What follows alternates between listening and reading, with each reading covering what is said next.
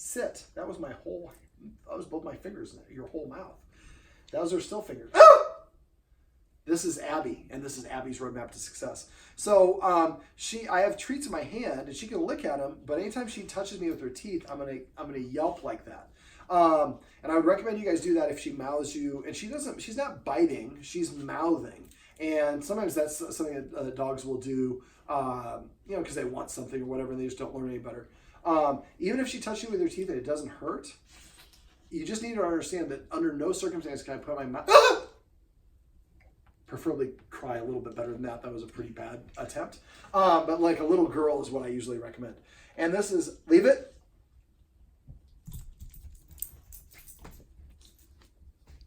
That was good. So if she's scratching, you can do all that fun stuff. I mean, I have treats in my hand, which is why she's doing that. But she just is used to getting what she wants. And the theme for this one is really impulse control. So she came up and when we came in the door, she kind of jumped up on us, which she normally doesn't do. She invaded our personal space. Now we smell like dogs. We have all these great treats and all the rest of this stuff. So we're hard. The temptation is high. But if she can't practice self-restraint in the house, in the living room, this is the easiest version possible. There's no way we're going to have it. Her main problem is she's reactive to some dogs on walks. And, so we have to build up that foundation by creating a healthy leader-follower dynamic, by helping her practice being respectful and listening to her guardians, by offering, rewarding for the things that we want. And so all these things I'm going to talk about right now. Sit. Sit. So when I give a command, I say it twice. I only say the command word and I say it twice. I tell her what to do in the command stage, sit. If she sits, I pet under the chin and I say the word sit a second time. If I say sit and she doesn't sit, within 3 seconds, I lean back, pull up my phone, watch a little TV, do something else, show her that that I got other things to do. Playing hard to get works great for dogs, it works great for people. So I'll just talk about it, so we're talking about it right now. I call this petting with a purpose. So what it is what the name is. You're petting your dog for a reason or with an intention. Most of us don't realize how often we pet, and in her case, she sometimes invade people's personal space and they would pet her. Well, anything your dog is doing when you pet it is what you're specifically amplifying or rewarding. So if your dog invades your space and you reward it, you pet it, you're saying invading my space is... So she doesn't even think that there's anything wrong because she gets rewarded when she does that. So for petting with a purpose, next time she comes up and nudges you or paws at you or jumps up on you, I want you to give her a counter order. Tell her to sit. If she's already sitting, ask her to sit somewhere else or ask her to lay down. I would not recommend anybody practicing more shakes for a while because she does put her paws up on, and that can be a way of, she can get confused and thinking that's a way of claiming people. So basically, so I tell her to sit. If she sits within 3 seconds, I pet her under the chin and say the word sit and only the word sit. And then I pet her as much or as little as I want, at least one pet to whenever I want to stop. And if I'm petting her and she puts her paw up here, I immediately stop petting. That's a domination move. So what I'm saying is if you tell me what to do as a human, I don't respect you as an authority figure, so I stop. I'm not going to engage. So she's nudging, she's asking for that attention. But if she does what I want and she does it, she gets a reward. And a little tip, you can put that down on your thigh, and that way you can hold it there and don't have to. There you go, perfect. That's why I do it. That's a longer video. So basically, so if she comes up and tells you what to do, leaders tell, followers ask. So I don't want her to think that she can tell people what to do anymore. So now she's got to come up and ask for attention. And so she comes up to me. I tell her to sit. Sit.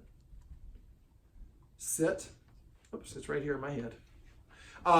So I usually use that hand motion. Now the guardians have a different hand signal for her. Right here. Sit. Sit. And then I tickle under the chin. So that way, eventually we're going to wean her off of the treats. And this way I use that hand motion and she's used to us petting. That's at least the reward. So what we're saying is, what you'll learn is I've got to go and prepay for the attention. So what she'll do is she'll come and start sitting in front of you because that's what she has to do to get the attention, or she'll lay down. When she does either one of those, pet her and say sit or lay down, whatever it is. Now, if you see somebody in the house that's petting without a purpose, we don't realize how often we pet. We just reach over. She invades our personal space. We pet her. We don't even think about it. So I have a watchword to help us get out of that jam. I call it paycheck because I consider petting a dog our way of paying. So if somebody comes in the room and says paycheck, they might have assumed that I forgot to ask her to do something first because right now she's standing. So if somebody came in and said paycheck, I would stop petting, say sit, And then I'd pet and say, sit. And I would say, actually, I asked her to sit. And when you opened the door, she stood up and I continued petting her. But thank you, because I do forget to pet with a purpose. So we just don't realize how often we pet without a purpose. And so after a while, the dog starts to think, I have to do something for the humans in order to earn this affection. And even though I want to jump up on them, I'm not doing it because that doesn't get my attention. And that's the beginning of a little impulse control. Now, the other thing, we're a little off camera, we have her doing something, we have another family member. So I'm going to talk about something he didn't hear called passive training. Passive training is waiting for the dog to organically offer you the behavior on her own. So if every time she comes to you, you can pet her and say, come. You didn't ask her to come, but the end result is still a come. Every time she sits down next to you, pet her and say, sit. Every time she lays down, pet her and say, down. Every time she takes a bite of food, for 4 months, come up with a funny command word. Call it chimichanga, or whatever you want to say. Every time she takes her first bite of food, you say chimichanga. So right there, celebrate is what I'd say. So go ahead and pet her and say, down. Down. Perfect. Now, dogs do hear inflection, so be careful you don't say down, and when she lays down, go down. He didn't do it there, but some people do. So basically what we're doing is we're marking and classifying the reason why I'm petting you. That makes the dog more inclined to want to do that activity again. So you can name. You've already named all your toys. Just name your dog bed. I have 2 dog beds. One is called Jamaica. One's called Venice, because I live in Santa Monica, right next to Venice. So coming up with these fun words. Every time that a dog goes to the dog bed, call it Boji, or whatever the word is you want to use. And so after a while, you say Boji, and the dog knows to go there and to lay down. One of the things, if we do set up a follow-up session, I want to go over with you guys is what I call what's called a relaxation protocol, which teaches the dog to go, not just to go to the dog bed and like, oh, I'm sitting here, but sit there and relax, and then gradually elongate it. If we set up a follow-up session, it might be something we work on. So basically, passive training, come up with a word. I usually say celebrate. So if I say celebrate somebody in the house, that means you look at the dog and you just start petting and you say whatever the dog's doing at the time. Dogs learn through repetition, consistency, and good timing. You have 3 seconds to pet or correct the dog for them to have the ability to make the connection as to what it is you're doing. So if somebody says celebrate to me and I ask them what am I celebrating, I miss that window. So as soon as the dog comes, just pet it and say come, sit. Most of us train our dogs to misbehave because good attention and bad attention is pretty much the same thing. So if I come to the human, they ignore me. If I sit down, they ignore me. They lay down, ignore me. But as soon as I start chewing the ottoman, they correct me. As soon as I start barking, they disagree. So if my goal is to get your attention, I'm going to do the things that get the attention fastest, which means that I'm going to not be doing the things that you want. This is both of these things are a wonderful way to flip that. Go ahead and pet first, sit there. And whenever possible, try to pet under the chin. Now you can also pet anywhere you want, except for don't reach over the head. That creates a down nose orientation if you pet them up here. So, all right, so that's petting with the purpose of passive training. The first thing I asked about was exercise. The Guardian here does an amazing job. I'm not blowing smoke because I don't do that. But I asked most of my clients, that's all right. She's turning the stereo on by leaning against it. But basically, most of my clients, I ask them, how much exercise does your dog get? And they all give me the same 2-word answer: not enough. The Guardian here, an hour and a half walk in the morning. That's amazing. And then maybe another hour and a half walk later in the day. Better than 99% of my clients, but we could probably adjust that a little bit. So what I like to do is exercise is best for dogs every about 2 to 4 hours. They sleep, she probably sleeps about 16 hours a day. When she's asleep, she recharges the batteries and then she's ready to run. So for her, she is a high energy dog when she has that energy. The rest of the time right now, she's being very relaxed. So what we might want to do is burn that energy more consistently. So go to the stairs and just say, you know what, I'm going to give you 25 up downs on the stairs, throwing the ball up and down the stairs, or fetch in the backyard, or whatever it is. And after a while, so if I have guests coming over, like when you guys have friends coming over, I would say, you know, the rule is we got to text whoever's at home at least 15 minutes ahead of time. We should expect to take 5 minutes to fetch her on the stairs or outside or whatever it is. Then she gets 10 minutes to recover before anybody walks in. Otherwise, just like us, we're overly tired and taxed, then it's going to be a worse behavior from us. So now we set her up for success. She doesn't have all this excess energy. Now, if you go to my website, doggoneproblems.com, there's a section called Dog Training Tips. That's where I put all these videos like this one. If you go and search on that page, there's a search box on the right side on a laptop or at the bottom on a phone. Type in honey jumping. It's the best illustration of the technique that I show, and it's not just for jumping, it's for excitement. So if you watch that video and do that every time somebody comes in, so when people come in, we're using a leash to prevent her from getting too far away or too excited. And as soon as she's calm, they start petting. As soon as she gets excited, they pull back. And you'll have a lot of that. So when you guys come home, I want you to do the same thing. If she's all excited to see you, just ignore her. Wait for her energy to come back to like a level 2 or 3 maximum. And as soon as she calms down, start reaching for her. And as soon as you reach for her, she's going to start wiggle, pull your arm back, and go about doing your business. You might have 5, 10, 25 attempts and where you stop. This is operant conditioning. What you're saying is when you're calm, I want to pet you. When you're excited, it stops me from trying to do that. If you're consistent with your starting and stopping, after a while, the dog will start offering you the behavior that you want, or stopping. Oh, well, something in my throat. I feel like Marco Rubio. But it'll learn that jumping up or excited or pawing or whatever it is stops the fun, stops what I want. And after enough repetition, dog will stop offering that behavior. If we do it in concert with petting with a purpose and passive training, now we're labeling and telling the dog the things that we do want, and the dog's going to start doing those things. Those things are really easy, petting with a purpose and passive training. But if you get in a habit, it'll take you about 2.5 to 3 months to get in a habit. If you do, every time you pet your dog, it becomes a micro dog training session that increases the dog's respect for you as an authority figure, boosts its self-esteem and confidence because it's earning those affections, and it's helping our practice to ask for things, which we saw several situations here had to ask multiple times. Remember, the more you say it, the less you mean it. So create a scenario where the dog can only do a couple options. And one of the options, when you tell them to do what you want, if they do it, you get rewarded. If you do anything else, it's not what the dog really wants because you created this scenario. And then they come back and they do what you want, and suddenly you're petting them for passive training. So for exercise, some other things you do is a snuffle mat. I'm going to talk about feeding here in a second when we get to rules. Once you get done with the rules, buy a snuffle mat. If you're DIY, you can make them yourselves. I am not DIY, so I order them from Amazon. But basically, she should feed out of the snuffle mat. That is stimulating, it drains energy, it slows down the feeding process, and it's a great way to go.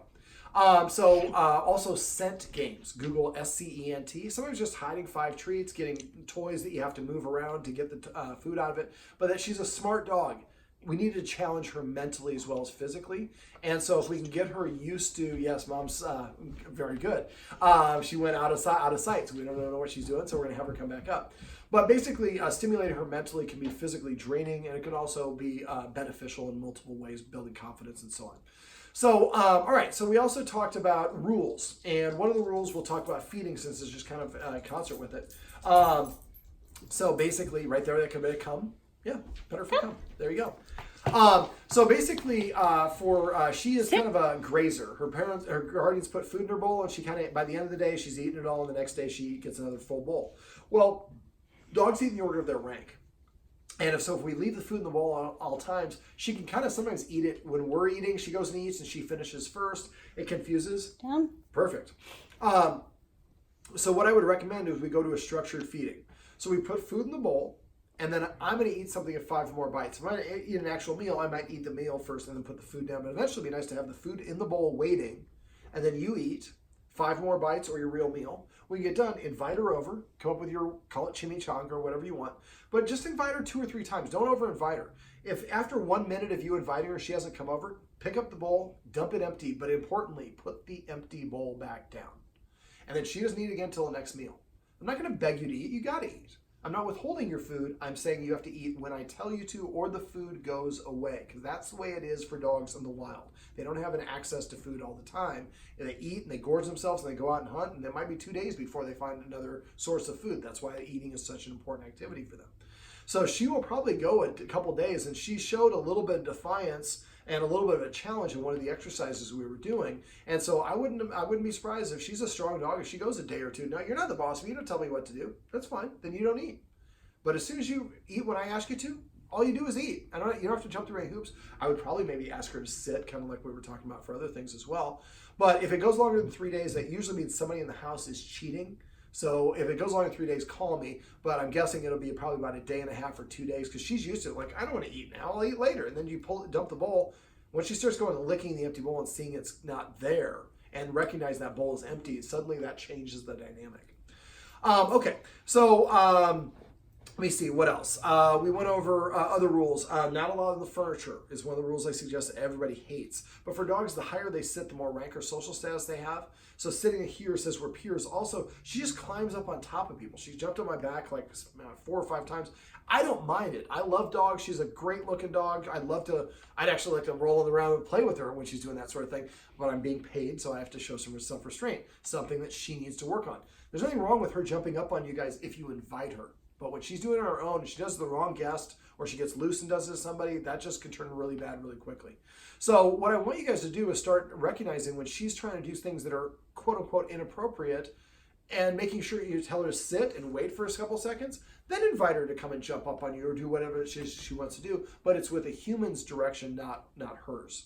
So other rules, so one of the rules, not being allowed on the furniture. If you need to get those X mats, I would actually recommend getting the X mats if you do this rule because it's just too hard to police it. So you X mat, you fold it up, put it on the cushion when I get up to go to the bathroom. And when I come back, I fold it and put it right back down here. So it'll keep her from getting off on top of the furniture on her own, so you don't have to police it for her. After about 3 months, she'll get out of a habit of doing it. Now, at the same time, I like to assign the dog a command word for the dog bed. So there's a dog bed over here. So I'm going to throw a treat on it. And she didn't follow it. But basically, there's one waiting on the dog bed. And so what you would do is just wait. And as soon as she goes over and takes at least one step on it and then licks up, we would say Boji or whatever the name for the dog bed. I usually do this about 10 treats. I throw 10 treats one at a time. She rolls over and gets it, Boji, wait for her to vacate it, throw another one. Usually by this time, the dog's like checking it out. Then what I do is when she's looking that direction, I throw one on there and don't tell, so she doesn't see it, and I don't tell her. I just wait. She's like, I smell chicken liver. Oh, and she runs over and licks it up. And where's she at when she gets it? On the dog bed, which probably should not be in front of the window if you have a dog with guard dog behaviors. So basically now you can tell her Boji and she goes to the dog bed. She knows now what to do on command. She goes to the dog bed, but we don't have a command for it. So for the maintenance, again, I would get that white paper and put it like probably a little bit taller than your couch on those windows that face the street. These you probably don't have to worry about unless she jumps up there. But the idea is we call it maintenance. So she can't go to the window and look out. If she does go to the window and look out, she can't see anything because there's white paper at the bottom part of the window. We're taller than her. It lets light in. If we want to see out, we can just stand up and we can see out the window. She just can't see it. People on the sidewalk especially. So if a dog walks by and she goes and barks and growls at it, that reinforces and validates her guard dogging. And so she thinks that she made those dogs go away. So she can't see it, then she helps her get out of that habit. Okay, so at the end of that period of time, at least 90 days for these rules, if not longer. And for the rule, don't remember, rewarding a dog with breaking the rules is very confusing. So maybe it's like been 4 months and she's no longer dog reactive and she's behaving very, very well. And it's the middle of February, not cold, no one invite her up. I call Abby, come up, and I'm inviting her up. It's my couch, I'm sharing it with her. I think she thinks this is her couch. And normally this is the area that she's on where the blanket is, but for dogs it's not the location, it's the height. And so, and also she can be on guard dog mode, she can climb up on people, it's all sorts of issues. So eventually I invite her up, it's a one-time pass. When she gets down, she would need another invite to get back up. Even if it was just a second, if she just jumped back down, well, this is a backstage. You need a backstage pass or invitation from a VIP to get back up here. Okay, another rule, sit at the door. Go to the door, tell her to sit once. If she doesn't sit, walk away, sit down nearby, wait 1 minute while you're seated, then go back to the door and tell her again, only once, sit, and command, don't ask. If she doesn't sit this time, I walk away and sit down for 2 minutes, then I sit down for 4 minutes, then for 8 minutes, and so on. And as soon as I go and tell her to sit and her butt sits around, boom, that door flies open. And after a while, she'll just go sit at the door as her way of asking to go outside. If you want to build on that, another great way is to develop impulse control by helping her practice. Just because I open the door doesn't mean I have permission. You have to hear the word vacation, or whatever the word is, it means you can go through the door. Now the door is wide open, and I'm not going through it because I'm showing respect for my humans, and I'm practicing more self-control. I have a video for that, so message me, and I'm happy to share that if you want. It's not that hard. She should be able to get it right away. Other rules, not be allowed in the kitchen when we're preparing food, not be around the dining room table when we're eating. And I would, just the video that we did above is enforcing a visible boundary here. Do you have like a hangout room downstairs too? So any place that you guys hang out, that you might have guests or whatever, practice it first. And this is really what I do as a dog behaviorist, is I try to, when a dog doesn't behave the way that I want, I try to recreate the scenario into the easiest, I would call that something, I call it like Lone Ranger. She's like basically keeps on going between people's legs. So call it something, a pony up or something like that that means to do that. One of our dog trainers, Julie, has a command where she teaches the dog to come and sit right there, and she does it for agility and for others. But it's a fun, cute command. So getting back to it, so if I have a dog that doesn't behave the way that I want, I recreate the situation in a controlled environment where I control the settings and I make it the easiest version of that scenario possible. Then I give the dog a couple options. One of them is what I want. The other two are nothing happens. And so after a while, I'm describing something else. What I do is I recreate it in the easiest scenario possible. Then I go to the first step of that process and I practice the first step over and over and over. Let's say I want the dog to stay seated when I go to the door. Go to the door, first thing is I tell you is sit. And then let's say the dog sits, then I start reaching for the handle. The dog gets out of a sit, I pull my arm back and tell the dog to sit. Well, I do that about 5 times. After a while, I just pull my arm back. I wouldn't even say sit. Yeah, she might need to go potty. Basically the dog realizes just because he reaches for the handle doesn't mean we're going to go out. The behavior that's expected is I have to stay seated while he reaches. Because at first I reach this side, then this side, then this side, then this side. We don't think about it. We would just get frustrated. Break it down into small individual steps and even steps of steps. So once I can reach for the handle, the dog stays seated, I jiggle the deadbolt. Well, that sound is associated with the door opening and excitement of people coming in. Dog gets up and is all excited. So I pull my arm back, tell the dog to sit, and we go through the whole process. So you break it down to small steps, the easiest version, controlled setting, practice each step over and over. Don't go to the next step until the dog's consistently doing the step that you want the way you want. By the time you've gotten through all the steps, now the dog knows how to behave. Then you do all the steps all in unison, and then you can start making it gradually more and more realistic until you work your way back up to the trick-or-treaters coming by, and the dog just sits at the door and waits, and the people open the door, they throw out candy, and then they close the door, and then I get a treat, or whatever the situation is. Okay, so let me see. What else do we talk about? We also went over the escalating consequences. I usually don't go over this in video. If you need help with those, message me and let me know. I'm happy to go over them. Is there anything else we went over that you want to talk about? Personal space, let me talk about that. We talked about the video above, but it's not just when there's food there. I want you guys to start policing that. So maybe, you might have I don't believe in punishing dogs, but I do believe in consequence. Maybe if she jumps up on you, the consequence is she has to leave the room. She doesn't have to stay out. She just has to vacate the room. She can turn around and come back in. So the way you teach that, maybe you say, flee. I like using fun command words. So if I want to do that, when she's not climbing on top of me, I show her a treat and I throw it right out there through that doorway towards your kitchen. And as soon as she licks it up out there, I say the word flee. So flee means run over there and get a treat. So then when we're here and she invades people in personal space, we say flee. She gets up and runs down with exuberance and then goes out there. And so it also can, if she mouths you or something like that, come up with, you guys should definitely come up with watchwords for that. So anytime she puts her mouth on you, there needs to be a command word that we stop petting for her to do that. Take or carry. So try, like I said, get in a habit of labeling all the things that you're doing. Does she ever come and drag her shoulder along the side of the couch? Mm-hmm.